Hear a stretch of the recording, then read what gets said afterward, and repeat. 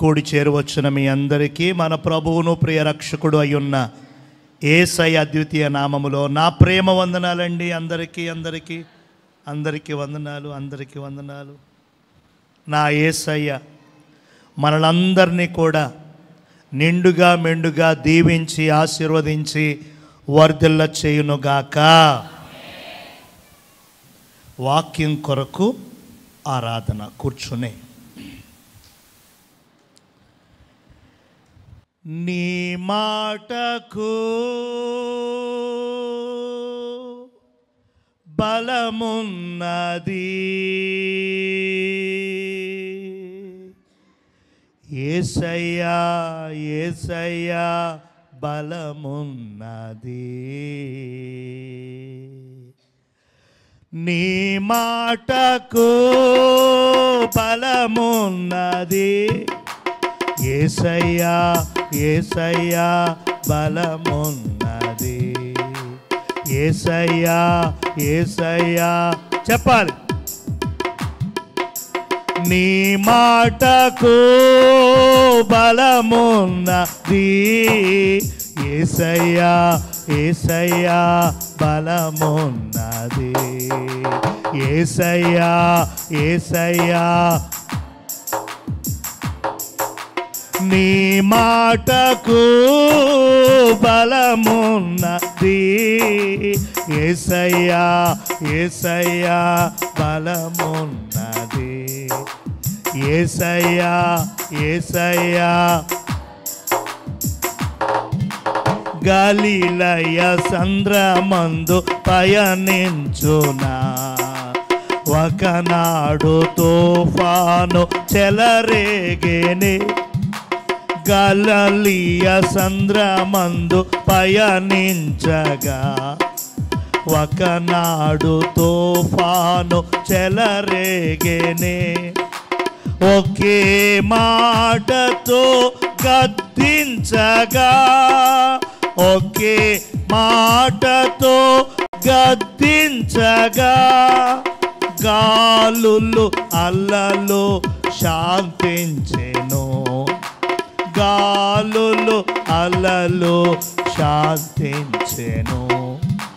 నీ మాటకు బలమున్నది, యేసయ్యా యేసయ్యా బలమున్నది. యేసయ్యా యేసయ్యా నీ మాటకు బలమున్నది, యేసయ్యా యేసయ్యా బలమున్నది. యేసయ్యా మరణించిన ఒక చిన్నారితో తల్లి తాకుమీ అని అన్నారుగా. మరణించిన ఒక చిన్నారితో తల్లి తాకుమీ అని అన్నారు. నీ స్వరము ఆ చెవిని సోకగానే, నీ స్వరము ఆ చెవిని సోకగానే, చిన్నారి లేచి కూర్చుండెను. చిన్నారి లేచి నీ మాటకు బలమున్నది, యేసయ్యా యేసయ్యా యేసయ్యా యేసయ్యా నీ మాటకు బలమున్నది, యేసయ్యా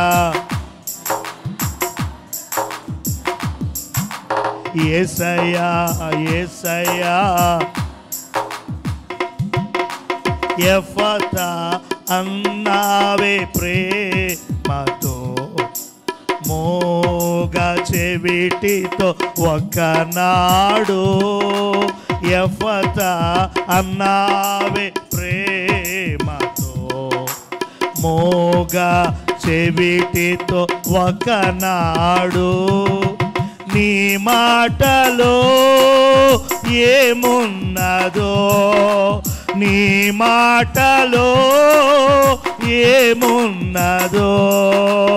ఆశ్చర్యముగా తను మాట్లాడెను, బహు ఆశ్చర్యముగా తను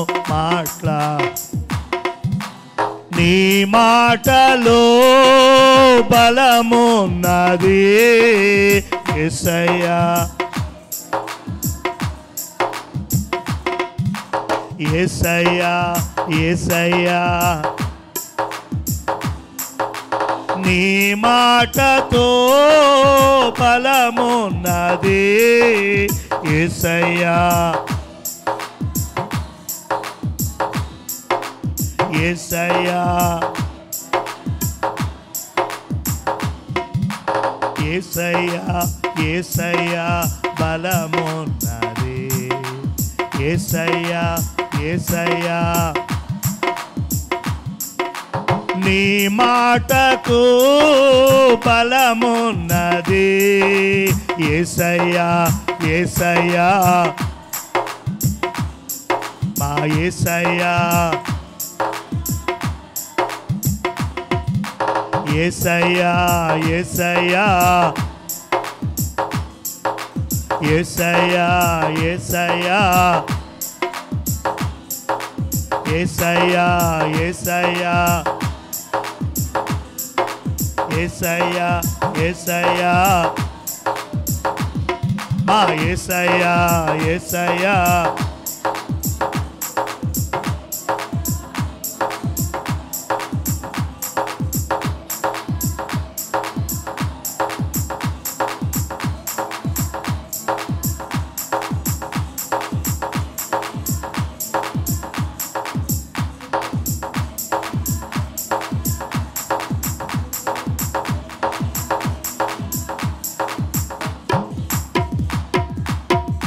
యేసయ్యా, యేసయ్యా బలమున్నది, నీ మాటకు, నీ మాటలో, నీ వాక్కులో బలమున్నది యేసయ్యా, యేసయ్యా బలమున్నది. ప్రేమ కలిగిన మా తండ్రి, మాతో మాట్లాడండి, మమ్మల్ని దర్శించండి, మీ చిత్తాన్ని మాకు వివరించండి, మీ ప్రణాళికను మాకు నేర్పించండి.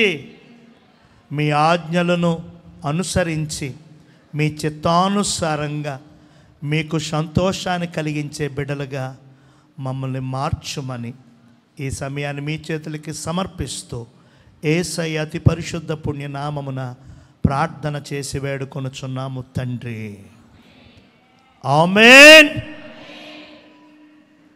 రైట్. పోయిన వారం నేను దేవుని మందిరములో మనం పాటించాల్సిన కొన్ని క్రమాలు ఉన్నాయి. ఆ క్రమాలు మనం తప్పకుండా తెలుసుకోవాలి, ఆ క్రమాలను మనం తప్పకుండా ఆచరించాలి. ఆ క్రమాలను మనం పాటించినప్పుడు మాత్రమే మనకు దీవెన వస్తుంది అని చెప్పాను. ఆ వర్తమానం అంతా పూర్తవ్వలేదు. ఆ క్రమాల్లో ఒక 3 క్రమాలు మాత్రం నేను మీకు వాక్యాలు చూపించి వివరించాను. నిజానికి 12 క్రమాలు ఉన్నాయి. ఈ వారం కూడా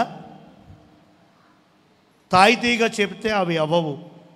45 నిమిషాల వర్తమానం కనుక చాలా వడిగా, చాలా స్పీడ్గా ఆ క్రమాలన్నిటినీ కూడా నేను మీ ముందు పెడతాను. నేను ముందుగానే చెప్పాను, ఆశీర్వాదమైన శాపమైన, జీవమైన మరణమైన, క్షేమమైన ఏమండి ఇబ్బందులైనా రావాలి అనంటే మందిరపు పర్మిషన్ ఉండాలి. దేవునికి స్తోత్రం. శోధనలు పైనుంచి వస్తాయి, ప్రక్క నుంచి వస్తాయి, క్రింద నుంచి కూడా వస్తాయి. పైనుంచి వచ్చే శోధన దేవుని ద్వారా. ఈ ప్రక్కల నుంచి వస్తున్నటువంటి శోధన ఇంటి వారే కావచ్చు, వీధి వారే కావచ్చు, అయిన వారే కావచ్చు, సంఘం వారే కావచ్చు, లోకం ద్వారా కావచ్చు. కింది నుంచి వచ్చే శోధన అపవాది నుంచి వచ్చేది. గుర్తుపెట్టుకోవాలి. పైనుంచి దేవుడు, ఇరుపక్కల నుంచి మనుష్యులు, క్రింద నుంచి అపవాది. అయితే ఏ విధంగానైనా మన మీదకి శోధన రావాలి అని అంటే దేవుని అనుమతి తప్పనిసరి. దేవుని అనుమతి, దేవుని పర్మిషన్ లేకుండా అపవాది ఏం చేయలేడు, మనుష్యులు ఏం చేయలేరు. ఈ విషయాన్ని గుర్తుపెట్టుకోవాలి. దేవుని పర్మిషన్. కాబట్టి ఈరోజు మందిరానికి వస్తున్నాము, వెళ్ళిపోతున్నాము, మందిరములో ఉంటున్నాము, మందిరములోనే నివసిస్తున్నాము అని సంతోషపడుతూ నాకేం తక్కువ లేదు, నాకేం కొదవ లేదు, నాకంతా శుభ్రంగా ఉంది అని మిమ్మును మీలో మీరు తృప్తి పడే అనుభవం మీకున్నట్లయితే నేను చెప్తున్నటువంటి మాట ఏంటంటే, మందిరానికి వస్తున్నావు, మందిరములోనే ఉంటున్నావు, మందిరములోనే నివసిస్తున్నావు, మంచిదే. అయితే మందిరములో అవలంబించాల్సిన, అనుసరించాల్సిన, పాటించాల్సిన కొన్ని క్రమాలు ఉన్నాయి. ఆ క్రమాలను పాటిస్తున్నావా, అవలంబిస్తున్నావా? పాటిస్తే, అవలంబిస్తే నిశ్చయంగా దీవెన, జీవం, ఆశీర్వాదం. అవి పాటించకపోతే జీవం కాదు, ఆశీర్వాదం కాదు, దీవెన కాదు, మరేవో మన మీదకి. కాబట్టి ఆ క్రమాలు మనం ముందుగా తెలుసుకోవాలి. మందిరములో మనం అనుసరించాల్సిన, పాటించాల్సిన ఆ పద్ధతులు, ఆ క్రమాలు ఏంటో మనం విని నేర్చుకొని వాటిని ఆచరణలో పెట్టాలి. దాంట్లో మొట్టమొదటిది, మందిరానికి వచ్చేటప్పుడు వట్టి చేతులతో రాకూడదు. మరి ఎలా రావాలి? మందిరానికి వచ్చేటప్పుడు బైబిల్ ఉండాలి, కీర్తనల పుస్తకం ఉండాలి, మీరు చదువుకున్న వారైతే నోట్స్ ఉండాలి, పెన్ ఉండాలి. ఎందుకనంటే దేవుని గ్రంథం ఇది. మందిరానికి వస్తూ దేవుని గ్రంథం లేకుండా ఎలా? కీర్తన పుస్తకం ఎందుకంటే స్తుతించి, ఆరాధించి, మహింపరచడం కోసం.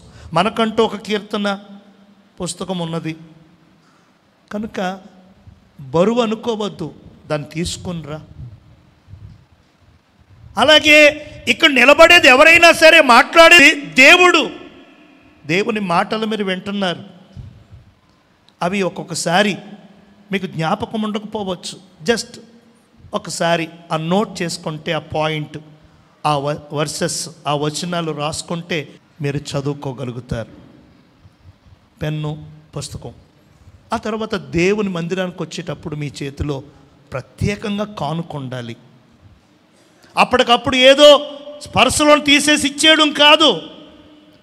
అది ఎవరికి చేస్తామంటే అడుక్కునే వాళ్ళకి చేస్తాం. మనం జేబులో చిల్లర ఉందా, జేబులో చిన్న నోట్ ఏది, జేబులో ఏది చిన్నది అని చూసి గబగబా అప్పుడు తీస్తాం. భిక్షకులకు అలా ఇస్తాం, దేవునికి అలా ఇవ్వకూడదు. దేవునికి నీవు ఇచ్చే కానుక 10 అయినా, 100 అయినా, 1000 అయినా, 1,00,000 అయినా అది ప్రత్యేకంగా ఉండాలి. నువ్వు పొట్లం చుడతావో, కచ్చిపులో పెడతావో, ఎలా చూస్తావో, పర్సులో భాగంలో పెడతావో, అది దేవునికి ఇచ్చేది స్పెషల్గా ఉండాలి. అదే తీసి ఇవ్వాలి. అలాగే దేవుని మందిరానికి వట్టి చేతులతో రాకూడదు అన్నాను. ఇంకోటి ఏంటో తెలుసా?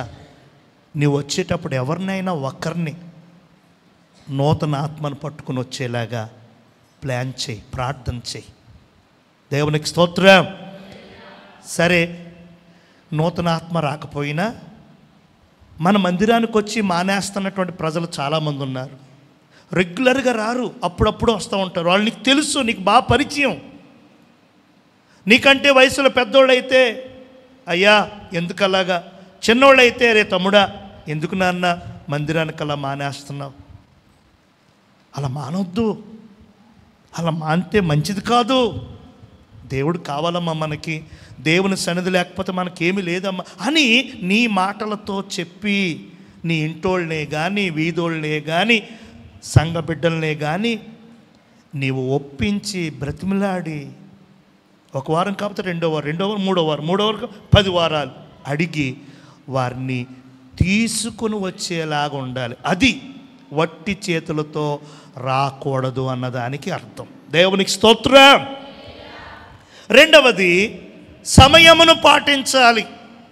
స్కూల్స్కి సమయం, ఉద్యోగానికి సమయం, పనికి సమయం, వ్యాపారానికి సమయం, పెళ్ళికి సమయం, హాస్పిటల్కి సమయం, ఊరు వెళ్ళాలంటే పలకరింపుకు ఒక సమయం, అన్నిటికీ సమయం ఉన్నది. దేవుని ఇంటికి, దేవుని మందిరానికి, దేవుని ఆలయానికి మాత్రం సమయం పాటించట్లేదు, సమయానికి వచ్చుట లేదు. హల్లెలూయా. వారానికి ఒక్క రోజు పట్టుమని 2-2.5 గంటల సమయం, ఆ 2-2.5 గంటల్లోనే అర్ధగంట ఆలస్యంగా, గంట ఆలస్యంగా, గంటన్నర ఆలస్యంగా దేవుని దగ్గర దేవుని సమయాన్ని నీవు దొంగిలిస్తున్నావు అని అర్థం. ఉన్నది వారానికి 2.5 గంటలు. ప్రతిరోజు మీరు వస్తారు అన్నా సరే ఇక్కడ ప్రార్థన జరగదు. ఏమండి, ఏదో నేనుంటే ప్రార్థన, సునీత ఉంటే ప్రార్థన చేసి పంపించగలం, కానీ మీకోసం ఆరాధన, మీకోసం ప్రార్థన పెట్టలేం మేము. ఆదివారం ప్రభు దినం, మన రోజు కాదు ఇది, ప్రభు దినం గనక ప్రతి వారములో ఈ షెడ్యూల్ ఉంది గనక, శనివారం తర్వాత వచ్చే రోజు ఆదివారం గనక, ఆదివారం దేవునిది గనక, దేవుని రోజులో దేవుని ఇంటిలో ఉండాలి కనుక మనం ముందుగానే సిద్ధపడాలి, సిద్ధపరచుకోవాలి. ఎల్లుండి ఊరు వెళ్తున్నామంటే ఈ రోజు నుంచే అన్నీ సిద్ధం చేసుకోమా? బట్టలు, వస్తువులు, దారిలో భోజనాలు, పిల్లలకి పప్పలు రెడీ చేసుకో. అలాగే మందిరానికి నీవు ఆలస్యం అవ్వాలని, మందిరానికి రాకుండా చెయ్యాలని, మందిరంలో నుంచి నిన్ను ఏదో విధంగా లాక్కి అపవాది అప్పటికప్పుడు ఏదోటి నీ ముందుకు తీసుకొస్తాడు.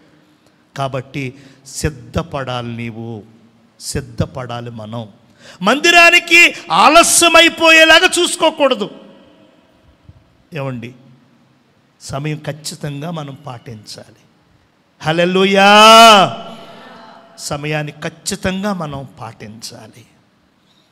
పరిశుద్ధ దినాన్ని పరిశుద్ధంగా ఆచరించుము అని ఎందుకన్నారు?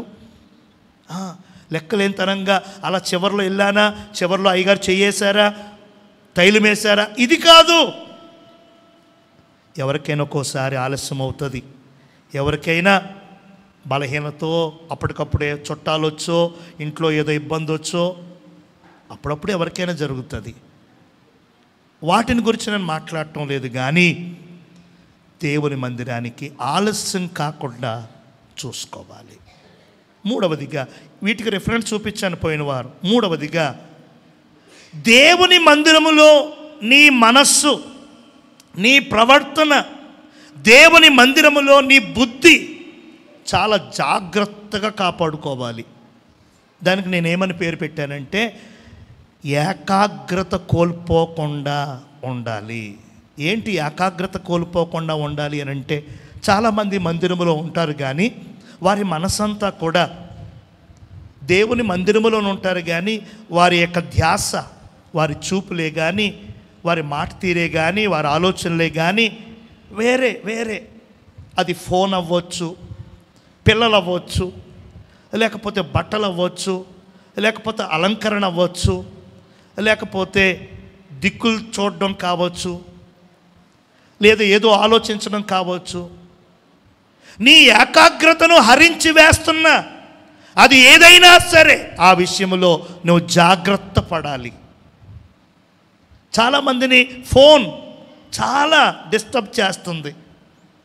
ఈ 2-2.5 గంటల సేపు ఫోన్ ఆపడానికి ఏమంత నష్టమో, ఏమంత ఇబ్బంది? ఫోన్ ఆపలేకపోయినా సరే సైలెన్స్లో పెట్టేయండి. సైలెన్స్లో పెట్టి బ్యాగ్లో ఉంచేయండి. బయటకు తీయొద్దు. కింద జేబులో పెట్టేసుకోండి. పైన పెట్టుకోవద్దు. దేవునికి స్తోత్రం. ఎందుకంటే నీ మనసంతా దాని మీద. ఈ వారానికి ఈ 2-2.5 గంటలు చాలా కీలకం.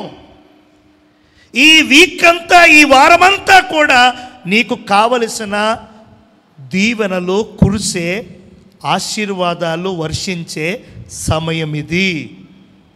ఆ సమయంలో నీవు నీ ప్రవర్తన జాగ్రత్తగా ఉంచుకోకపోతే మందిరములోనే ఉంటావు, కానీ ఆ ఆశీర్వాదాలు మిస్ అయిపోతావు, ఆ దీవెనలు కోల్పోతావు.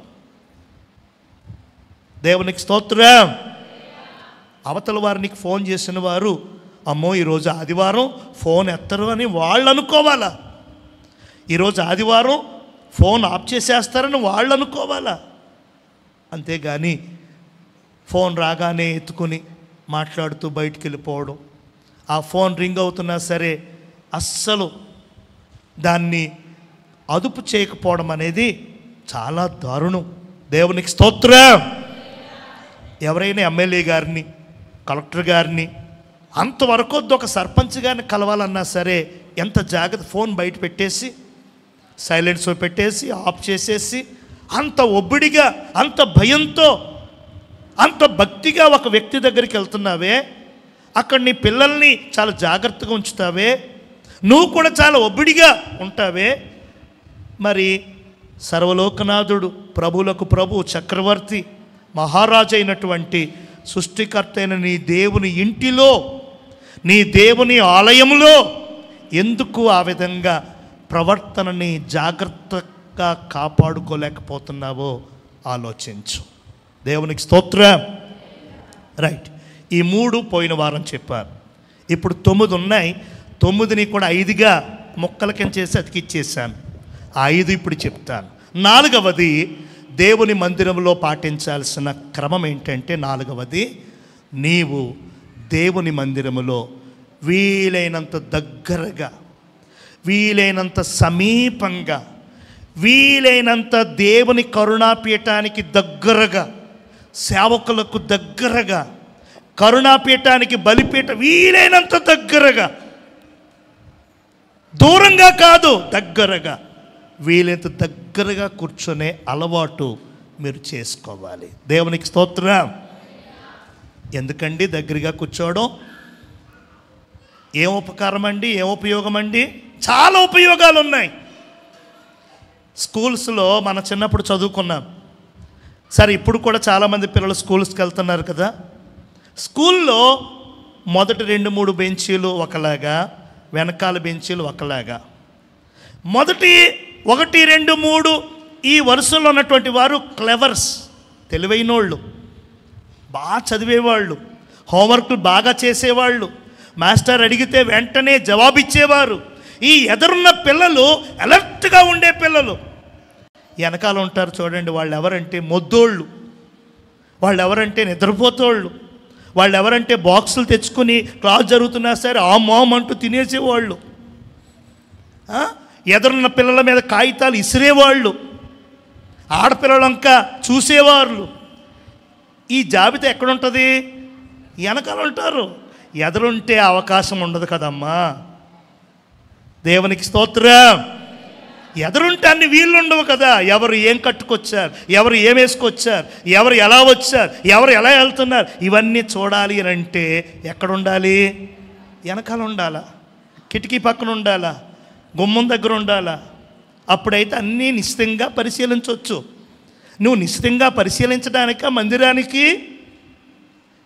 నీవు దేవునితో కలయడానికి, నీవు దేవుని ముఖాన్ని దర్శించడానికి. దేవునికి స్తోత్రం. ఏమండి, చంటి పిల్లలు ఉన్నవాళ్ళు, ఇంకేదైనా వృద్ధులు ఎవరైనా కాస్త గుమ్మం దగ్గర, కిటికీ దగ్గర కూర్చుంటే అది తప్పులేదు. ఆరోగ్యంగా ఉండి ఎటువంటి ఇబ్బంది లేకపోయినా ఇంకా నువ్వు వెనకాల కూర్చోడానికే, చివారుడానికే ఆసక్తి కనుపరుస్తున్నావు అని అంటే ఏదో ఉంది. దేవునికి స్తోత్రం. మర్మం ఏదో ఉంది. హల్లెలూయా, హల్లెలూయా.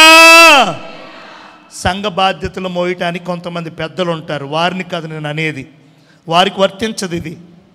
మొదటే వస్తారు, ఎదరంతా వదిలేసి వెనకాల కూర్చుంటారు. ముందుగానే వస్తారు, మొదటి కుర్చీలన్నీ పక్కన పెట్టేసి వెనకాల ఎక్కడికో వెళతారు. ఒకప్పుడు సినిమాలు సీరియల్స్ బాగా చూసేవాళ్ళం కదా. ఆ సినిమా హాల్లో వెళ్ళినప్పుడు టీవీ దగ్గర కూర్చునేటప్పుడు దగ్గరగా, బాగా సమీపంగా, దగ్గర నుంచి వినాలి, దగ్గర నుంచి చూడాలి అని ఎంతో ఆసక్తి. మనం వెళ్ళకపోయినా సరే మన కచ్చీపులు వెళ్ళిపోయి ఎక్కడికి, సీట్లలోకి. దేవునికి స్తోత్రం.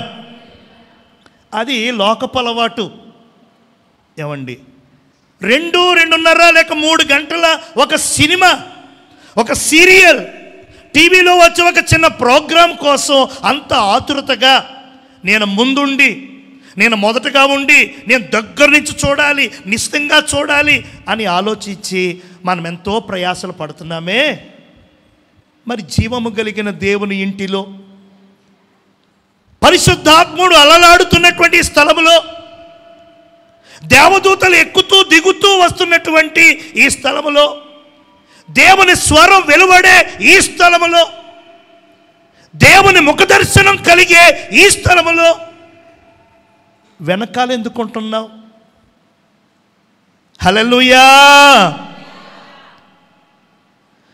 ముందొచ్చి వెనకాల కూర్చుంటారు కొందరు, వెనకాల వస్తారు వారు అందరిని తొక్కుకుంటూ, అందరిని గెంటుకుంటూ, బైబిల్ మీద నుంచి నడుచుకుంటూ కొంతమంది ఎదురుకు వచ్చేస్తూ ఉంటారు. వాక్యం జరుగుతుంటే, ఆరాధన జరుగుతూ ఉంటే ఇంకా ప్లేస్ లేదు కదా అక్కడ, ఇంకా తొక్కుకుంటూ వచ్చేస్తారు ఎదురుకి. దేవునికి స్తోత్రం. దేవుని నామము అవమానం పరచబడ్డానికి నీవు చోటు కల్పిస్తున్నావు. హల్లెలూయా.